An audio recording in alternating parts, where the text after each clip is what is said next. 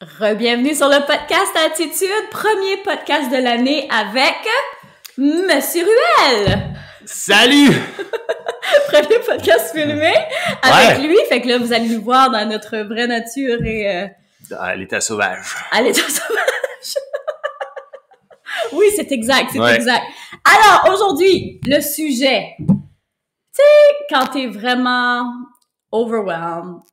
Je sais pas, comment tu traduis? Dépassé. Débordé. Fatigué, plus de focus. Comment est-ce que tu fais pour prioriser? Qu'est-ce que tu priorises en premier? Mm-hmm. Puis clairement, t'es le pro de les sujets.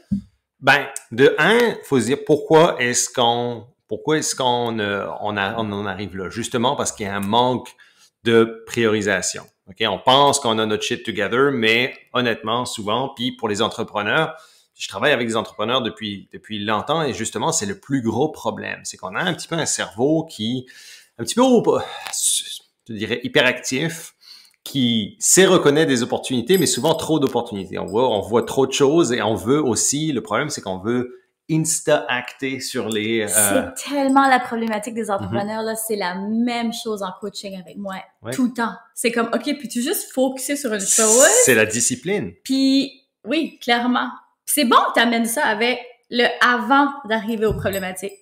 Parce que c'est fou. C'est comme n'importe quoi. Tu peux arriver au docteur puis dire j'ai mal ici, puis on va te mettre un petit pansement sur le bobo, mais vaut mieux ça règle pas le problème. Faut savoir d'où vient le problème à la base. Tu sais. Donc, et tous les entrepreneurs, si vous vous sentez comme ça dans votre entreprise, vous êtes pas tout seul parce qu'on est pas mal tous comme ça. Yeah, nobody has this shit together. Non, mais c'est comme l'exercice. Tu sais, c'est comme une personne qui arrive pas, j'ai trop de gras. Oui, mais peut-être parce que tu t'exerces pas, tu fais pas assez d'exercice, tu manges pas bien. C'est parce que t'as mangé une poutine que t'es rendu là. Non, mais exactement, tu sais, c'est une suite de choses. Donc, il y a des choses à faire et ne pas faire. Donc, c'est une réalisation peut-être consciente de pourquoi vous en arrivez là. Fait que step one, ça serait de faire le ménage. C'est ça, réalisation. Ensuite, on fait le ménage. C'est là que le fun commence. Tu sais, quand je dis que je m'appelle maintenant la Marie Kondo de la business, là, ça, c'est mon gros trip, là. Faire le ménage dans les business. Je sais, c'est comme, OK, ça n'a pas d'allure, ça va, comme ça reste plus. Puis faire, c'est non négociable. Tu sais, vraiment faire le ménage. Qu'est-ce qui doit partir? Qu'est-ce qui ramène pas assez d'argent? OK, slash. Ouais. Ensuite. Parce que souvent, nos tâches vont tomber dans une grosse pile de tâches. Ouais. Okay, on va avoir une grosse pile de tâches, puis on va dire, ça, on va agir par rapport à la perception de l'urgence qu'on va avoir. Okay? Ça, c'est ou de la priorité. Donc, ça, c'est une priorité. Ça, c'est une urgence. Ça, c'est important. Tu sais. Tout est important. Mais voici le problème. Moi, je dis toujours, l'entrepreneur n'a pas la capacité intrinsèque à savoir ce qui est urgent et important. Parce que dans notre tête, tout est important. Et tout est urgent et important. Puis on est irremplaçable. T'as vu la matrice, la perception. La matrice d'Eisenhower. Comme, moi, j'aime pas la matrice d'Eisenhower. Pourquoi? Parce que ça classifie les tâches. Parle-nous de c'est quoi la matrice d'Eisenhower? La matrice d'Eisenhower classifie les tâches en matière d'urgence et d'importance. OK? Et donc, de céduler, de mettre à ton horaire des tâches qui sont importantes, mais non urgences.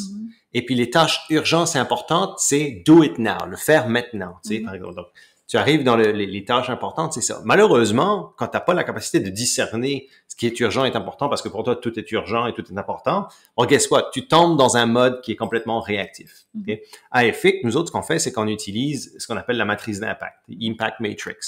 Okay? Si vous avez lu le livre Done by Noon, shameless plug, donebynoonbook.com, on donne des livres gratos. Look at that. On donne des livres gratos. C'est vrai, on a le vidéo, là. Pour ceux qui regardent sur YouTube, là. Ouais, mais allez voir sur YouTube, là, si vous avez des petits vidéos, que je retrouve la matrice d'impact là-dedans. Mais la matrice d'impact, dans le fond, nous, ce qu'on fait à FX, c'est qu'on divise les tâches en matière d'effort et en matière d'impact. Oui, Cana est sur le podcast aussi, je sais pas si vous avez entendu ça. J'ai essayé de le pousser, puis il a pas aimé ça. Excusez, monsieur. Donc, vous voyez la matrice d'impact ici, je sais pas si on peut la voir, là, c'est dans le Done by Noon Book, page 122. Bon. Et puis, c'est qu'on classifie les tâches en matière d'effort et en matière d'impact. Et c'est de savoir, une fois qu'on fait son inventaire de tâches, donc prenez peut-être une semaine et listez quelles tâches vous performez et suivez-les dans votre horaire. Donc, vous prenez un calendrier d'une semaine et vous notez, de 8 à 9, j'ai fait ça, j'ai fait ça, j'ai fait ça. Tu sais. Puis si vous allez voir vos patterns. C'est ça, prendre conscience de ces patterns, parce que des fois, oui. on est tellement réactif, on est tellement dedans qu'on réalise même plus. Réaliser ces patterns. Oui, ces patterns, mais aussi les types de tâches auxquelles on fait affaire. Donc, nous, on va avec 4 types de tâches entrepreneuriales. Tâche numéro 1, ce qu'on appelle les rocks, les roches, qui sont des tâches basées sur, qui sont des tâches ce qu'on appelle project-based, donc qui sont basés sur des projets, qui sont basés sur l'innovation, qui sont basés sur la croissance de votre entreprise. Donc, des choses qui vont faire que votre entreprise va pouvoir croître. Okay? Les deuxièmes types de tâches, ce sont des routines. Donc, des routines, ce sont des tâches qui sont récurrentes et que vous avez besoin de faire pour le bien-être de votre business. Par exemple, pour toi, ce serait, je sais pas, enregistrer des podcasts, par exemple. Donc, ça, c'est une routine. Ça peut être aussi envoyer des produits. Ça peut être, il y a différentes choses. Il y a différentes choses qui peuvent être prises en compte pour ça, mais ce sont des tâches récurrentes et que vous avez besoin de performer pour votre entreprise dans le day-to-day, on va dire. Ensuite, il y a les tâches qu'on appelle réactives. Donc, les tâches réactives, ce sont des tâches qui sont des byproducts, comment ça dit, des sous-produits dans le fond qui sont des conséquences de votre activité. Donc, des choses qu'on n'a pas nécessairement anticipées. Admettons, OK, tu sais que toi, le shipping doit être une partie d'une routine quand si tu as des produits à envoyer. Mais, par exemple, il y a un problème de support à la clientèle. Le client n'a pas reçu sa commande ou, hier, on a eu un problème avec un commande wholesale où une boîte a été détruite par Canada Post. T'sais. Fait que là, pour anticiper ça, fallait qu'on corrige la situation. Et puis, comment je peux dire ça? Ça fait partie des tâches réactives. Il y en aura tout le temps dans une business, mais comment je peux dire ça? C'est très important de classifier ces tâches-là en tâches réactives et ensuite, qu'est-ce qu'on fait avec ce type de tâches-là? Et ensuite, ce qu'on appelle les tâches responsive tasks, dans les réponses, qui sont des tâches de communication. Donc, des tâches par rapport à vos emails, vos communications internes, vos communications externes, vos coups de téléphone, etc., qui, dans le monde d'aujourd'hui, de la business d'aujourd'hui, grugent beaucoup de temps à nous autres. OK? Ouais. Donc, ce qu'il faut regarder dans ces 4 types de tâches-là, c'est qu'est-ce qui vous prend plus d'efforts et qui a le plus d'impact. Ceux qui ont le plus d'impact dans votre business, ce seront tout le temps. Vos rocks, vos roches, qui sont des tâches dans le fond, qui sont des dérivés de vos projets, donc des choses que vous allez faire pour faire croître votre entreprise, et aussi les routines, parce que vous en avez absolument besoin pour le fonctionnement quotidien de votre entreprise. Ça, c'est ce qu'on appelle à EFIC les power moves. Okay? Puis les power moves, c'est ceux qu'il faut prioriser tout le temps. Ensuite, c'est bien, mais il y a aussi les tâches réactives, les responsive tasks aussi qu'il faut manager. Mais ça, vous n'allez pas y échapper, mais il faut maximiser ce type de tâches-là. Donc, on a des systèmes dans Done by Noon, par exemple, qu'on partage au niveau de la gestion de l'urgence des tâches. Okay? Si une tâche est urgente, tout est urgent, guess what? Vous allez passer votre temps à éteindre des feux. Mm-hmm. Versus qu'il y a des tâches, souvent, nous, il y a un système qu'on utilise qui s'appelle Fiona's Desk. Et puis, Fiona's Desk, c'est le bureau de Fiona. Et puis, Fiona, c'est un acronyme pour Figure It Out and Next Action. Okay? Et puis ça, c'est un système qu'on a développé à EFIC pour créer un endroit safe où on peut prendre des tâches qui arrivent dans la semaine, mais qui sont pas nécessairement urgentes et qu'on peut, en parler pendant notre meeting hebdomadaire. Donc, on a un meeting d'équipe chaque lundi matin avec l'équipe pour justement créer qu'est-ce qui est à discuter ou qu'est-ce qui est le problème de cette tâche-là et c'est quoi la prochaine action. Et ensuite, à partir de là, la tâche en tant que telle prend le chemin qu'elle doit prendre avec la bonne personne, le bon système ou peu importe. Donc, on n'est pas réactif à ces tâches-là. Il y en a qui vont avoir donc le support clientèle, par exemple. C'est certain qu'il y aura un montant de réactivité, mais vous n'êtes pas tout obligé de faire vous-même non plus. Non, ça peut être fait par quelqu'un d'autre tant que vos process sont faits de la bonne façon. Donc, on voit beaucoup. Donc, on classifie ces 4 types de tâches-là. Donc, en ce moment, si vous avez une pile de tâches et puis vous n'êtes pas classifié, prenez-les comme, prenez cette matrice-là et faites comme si c'était des bins, là, des boîtes. Oui, des contenants. Des contenants, puis hop, classifier. Vous allez classifier. Puis vous allez vous rendre compte fort probablement qu'il y a énormément de tâches qui sont des responsive, qui sont des reactive, et que finalement, vous n'avez pas eu le temps de faire vos projets, puis pas eu le temps de faire vos process comme il faut, puis vos routines, puis votre business, un croit pas ou un elle grandit pas ou elle n'est pas organisée justement parce que vous êtes dans un état de réactivité tout le temps, OK? Puis ce type de tâches-là... Tu sais, quand on est dans la réactivité, il n'y a pas de place pour l'expansion parce qu'on est straight dans la... T'es dans l'action. Non, mais je change le mot, puis je sais que je l'ai mal dit dans le dernier podcast. J'ai dit constriction dans le dernier podcast. Tu sais, quand t'es vraiment pogné. Tu sais, il n'y a pas de place pour avoir des nouvelles idées, créer, tu sais, continuer de travailler sur vos projets parce que vous êtes toujours en réactivité. T'es pogné. Pogné. Tiens, pogné. Pogné. Oui, c'est ça. Je sais qu'il y a un mot pour ça. Là, vous êtes dans la contraction. De voir ça. Comment est-ce que tu ouais, la contraction. Mais en tout cas, mais c'est ça, t'es pas dans l'expansion. Ouais. T'es pas dans l'expansion, t'es dans la contraction. C'est dans le contraire. Puis c'est tellement important de prendre un temps d'arrêt parce que si vous êtes overwhelmed là, surmené là, ça ira pas mieux si vous réglez pas le problème. De mettre un petit pansement sur le bobo, ça réglera rien. Il va falloir mettre le nez, ou ça vous tente pas de mettre le nez, d'aller faire le travail, ça vous tente probablement pas de faire ça parce qu'on est dans des entrepreneurs. On veut que ça bouge, on veut que ça va vite. Mais des fois, de prendre une pause, un recul, de faire le travail qu'il y a à faire, ben là, ça va vous propulser 100 fois plus vite. Puis après ça, vous aurez des méthodes de travail vraiment solides qui vont vous permettre de, j'ai des termes en anglais, ben, que votre entreprise soit sustainable, comme ça. Sustainable, c'est dans le fond qu'il y ait de la pérennité, ça perdure dans le temps, votre entreprise, que ce soit pas nécessairement que vous ayez besoin de courir après les choses, ou courir après le succès, ou courir après l'exécution. Il y a un sentiment de flow, il y a un sentiment de solidité dans votre entreprise, tu sais. Donc non, c'est important de regarder ces choses-là. Un des gros problèmes que je vois chez les entrepreneurs aussi, c'est quand on a beaucoup de choses à faire, c'est qu'on va dire on va travailler plus. Ouais. Donc c'est l'approche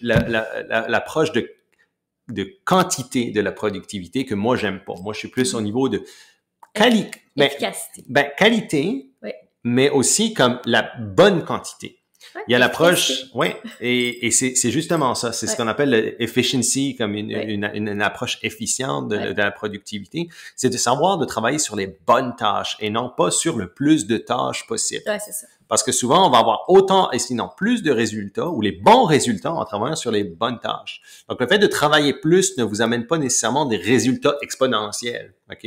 Donc, c'est très important de travailler. Ça arrive pas du jour au lendemain, c'est certain. Puis, on vit dans une société aussi qui glorifie ça un petit peu, le gros travail, puis le hustle, puis travailler beaucoup, puis faire beaucoup de tâches, mais c'est comme, même le multitasking, c'est comme... mais c'est tellement en train de changer. Moi, je le vois beaucoup dans les communautés de femmes. Oui, ça change. Tu sais, je le vois, là, que le chiffre est en train de se faire, puis les gens commencent à comprendre qu'il n'y a pas juste le travail dans la vie, puis que le succès, c'est pas relatif. C'est pas juste de l'argent. Non, c'est pas juste de l'argent, puis c'est pas juste avoir du succès parce que tu travailles tout le temps. T'es busy. Si t'es busy, t'as du succès, t'es occupé. C'est tellement autre chose. C'est tellement, le changement est en train de se faire, je suis d'accord, mais ça arrivera pas du jour au lendemain. Non, c'est ça, il y a encore beaucoup de travail. C'est ingrainé dans la culture entrepreneuriale, tu sais. Puis c'est toxique, c'est très toxique, tu sais. Ben, on est dans un ère de changement où il y a beaucoup de choses qui sont en train de se défaire pour se replacer. Ça fait partie de notre message aussi. Ben oui. Oui. Tu sais, on est là pour ça, pour essayer de vous aider à casser ce cercle vicieux-là pour que les prochaines générations, moi, ça fait partie aussi de ma mission. Je veux pas que mes filles travaillent comme des chavirées tout le temps. Je veux qu'ils soient capables de profiter de la vie, qu'il y ait une belle balance. Donc, de leur inculquer ça, mais ça passe par nous. Fait que vous aussi, vous avez un travail à faire pour vos enfants. Il n'y a aucune glorification. On travaille ce qu'on veut il faut travailler de la bonne façon basé sur les résultats qu'on veut. Et c'est pour ça que c'est important de savoir où est-ce qu'on s'en va. Je sais que dans ton coaching, tu travailles beaucoup avec tes filles pour établir la grande vision, établir où est-ce qu'elles s'en vont clairement, parce que souvent, il n'y a pas ça. On est dans l'action, mais on perd complètement la vision. Nous, on est dans le résultat à court terme. Donc, quand on est dans le réactif, nous autres, les tâches de type réactive ou même de communication day-to-day, nous, ce qu'on appelle ça des drifters. Donc, drifting, ça veut dire de s'écarter du chemin, dans le fond. Fait que pensez que vous êtes sur une route, puis petit à petit, vous commencez à dévier vers la droite, petit à petit, puis au fur et à mesure, vous commencez à aller dans le ditch, puis vous vous retrouvez dans le bois, puis là, vous continuez dans le bois, puis là, à un moment donné, vous êtes dans une place où vous êtes comme, où est-ce que je suis? Pourquoi je suis rendu ici? Mais où suis-je? C'est ça. Mais pourquoi je suis ici? Pourquoi? Ouais, il faudrait inviter Louis-José Hood pour qu'il vienne faire juste les petits sons, là. Mais pourquoi je suis là? Vous l'avez pas reconnu, on imitait Louis-José Hood. Ah oui. Mais qu'est-ce que c'est gentil, je suis un foulard. Mais, parce qu'on était, salut Louis-José. Prends ton verre, Louis-José. Louis-José, prends ton verre. C'est tellement de classiques. Ouais, mais au bout d'un moment, vous êtes rendu dans un endroit où vous êtes un petit peu perdu et vous voyez plus au-delà de la forêt, tu sais, parce que vous êtes plein. T'sais, donc, c'est de gagner, c'est aussi le concept d'altitude, c'est que... ben écoute, j'allais pour le plugger, c'est tellement ça, l'altitude. Ben, l'altitude, c'est justement de prendre de sortir le nez de ses affaires, puis de prendre l'altitude, puis d'aller regarder, d'avoir une vision. C'est ça. Si vous êtes dans la forêt, mais Karine est avec son hélicoptère au-dessus, puis elle vous dit, hey, tourne à droite, tourne à gauche, va là, puis si tu coupes 2-3 arbres, tu vas tomber dans une clairière, puis tu vas avoir une route, puis tu vas être bonne, tu sais. Tu vas retrouver ta vision. Mais c'est un petit peu ça c'est vraiment ça que tu fais avec tes étudiants en coaching.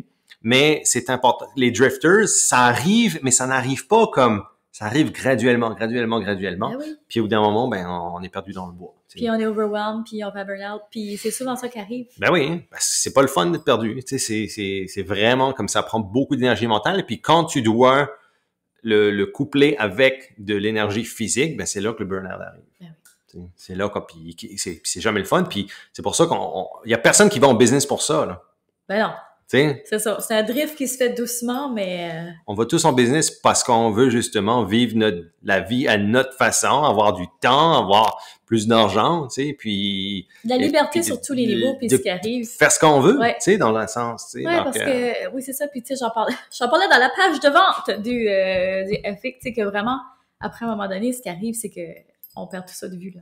Oui, exactement. Tu sais, donc c'est important de recadrer. Mais pour en sortir, c'est important de faire le ménage, c'est important de faire l'inventaire de ces tâches-là, et puis de commencer à être honnête avec vous autres, avec ce que vous voulez vraiment, et puis de commencer à recadrer, classifier les choses et d'amener cette clarté-là pour pouvoir aller de l'avant. Ouais, vraiment. Wow, merci. C'était un bref épisode, mais j'aime ça. J'essaie vraiment de faire des épisodes un peu plus brefs sur le podcast parce que moi-même, j'aime ça, des épisodes on s'entend et on va... to the point. By the way, on va travailler sur le son du podcast. Je sais que les derniers épisodes, il y a eu un petit peu... Non, mais c'est que vu que tu as changé d'office, c'est ça, il y a plus d'écho dans ce bureau-là. Et la façon dont le micro est seté et même ton micro, on va peut-être l'upgrader. Donc, bear with us, friends. Je suis désolée pour le son. J'espère que celui-là sera pas trop mal. C'est correct, c'est correct. Je me dis que c'est ça. Mais t'as une petite voix perçante aussi. Yes, ça aussi. Ouais, le gain monte un petit peu. Mais on a c'était un petit peu, je sais pas, on va voir comment celui-là va être bon, mais on va travailler sur le son dans les prochaines semaines. Ouais, fait que j'espère que l'épisode d'aujourd'hui vous a aidé, vous a donné des pistes pour vraiment vous mettre sur le bon chemin. OK, guys, vous avez pas juste d'aller écouter. Ouais, faut voir la vidéo, sinon mon sang fait pas de son. Ouais, non, c'est comme un gars avec le syndrome de Gilles de la Tourette. donebinoonbook.com. On donne des copies gratuites right now. Donc, c'est pas ça qu'on plug right now, c'est parce que c'est le FX qui s'en vient la semaine prochaine. Oui, mais si vous comprenez, c'est un livre en anglais, c'est un livre à travers ma compagnie FX, compagnie anglophone, mais le FX Planner est en français avec toi. Oui, c'est ça. Le planificateur FX va être enfin disponible. Ça a pris un temps fou avant que ça se rende chez Amazon, mais finalement, ils sont pas mal là. Fait que la semaine prochaine, vous allez être capable de vous le procurer sur mon nouveau site web. Ah, il est sharp. Il est beau. Tu montres ça. Rebrandé. T'as fait du beau travail avec ça. Bravo. Oui. Puis en plus, je l'ai fait moi-même. Je suis tellement fière, c'est ça. D'habitude, tu sais, je délègue totalement ce processus-là. Mais là, j'avais vraiment envie de m'immerser dans le processus créatif. Moi, je suis de même. J'ai envie, des fois, je fais des retours en arrière, puis je retourne sur des tâches. Je reprends le contrôle au lieu de déléguer. Puis, je suis vraiment contente des résultats. Ben, ça faisait partie, c'est une roche, et puis ça faisait partie de tes power moves, puis honnêtement, comme ton website, il est mental. En tout cas, j'ai hâte de vous le montrer. Fait que voilà, on vous laisse là-dessus, on se revoit la semaine prochaine. Un énorme merci, si vous avez aimé l'épisode, allez nous laisser un beau 5 étoiles avec un review, on adore vous lire, et je vous retrouve dans le prochain épisode. Salut, prochain, salut, bye! Vous venez d'écouter le podcast Altitude. Pour ne rien manquer des prochains épisodes, abonnez-vous au podcast et cliquez sur le 5 étoiles. Vous pouvez aussi consulter nos outils gratuits créés pour vous au www.podcastaltitude.com. Merci d'avoir été là et à très bientôt dans le prochain épisode Femmes d'Altitude.